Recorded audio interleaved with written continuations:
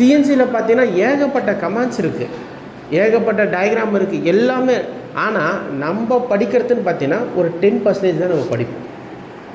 மீதி 90% நீங்கள் எப்போ கற்றுப்பீங்க அப்படின்னா, நீங்கள் உங்கள் கம்பெனிக்கு போன உடனே அங்கே வந்து இப்போ ஒவ்வொரு கம்பெனியில் ஒவ்வொரு மாதிரி ஒர்க் பண்ணுவாங்க. பேசிக் ஒன்று தான். இப்போது கார் எடுத்துக்கிட்டிங்க அப்படின்னா, காரில் வந்து பிரேக்கு, ஆக்சிலேட்ரு, அதுக்கப்புறம் கிளச்சு, பிரேக்கு, ஆக்சிலேட்டர், இது தான் நம்ம யூஸ் பண்ணுவோம். எல்லா காரும் பேஸு தான். அது போக மீதி டெக்னாலஜிஸ் தான் நிறைய டிஃப்ரெண்ட் டெக்னாலஜிஸ் இருக்கும். கரெக்டாக? அதே மாதிரி தான் சிஎன்சியும். பேஸ் எல்லாத்துக்கும் ஒன்று தான். ஓகே. ஆனால் அதுக்கப்புறம் பார்த்திங்கன்னா நிறைய டெக்னாலஜிஸ் உள்ளே இருக்குது. அது எப்படின்னா நம்ம தான் டெய்லி அப்டேட் பண்ணிக்கிட்டே இருக்கணும். இது வந்து ரன்னிங் ரேஸ் மாதிரி தான். ஓடிக்கிட்டே இருக்கணுக்கு முன்னுரிமை. நின்றுனா அவள் தான் காலி. இன்றைக்கி சிஎன்சி ஃபீல்டும் அப்படி தான்.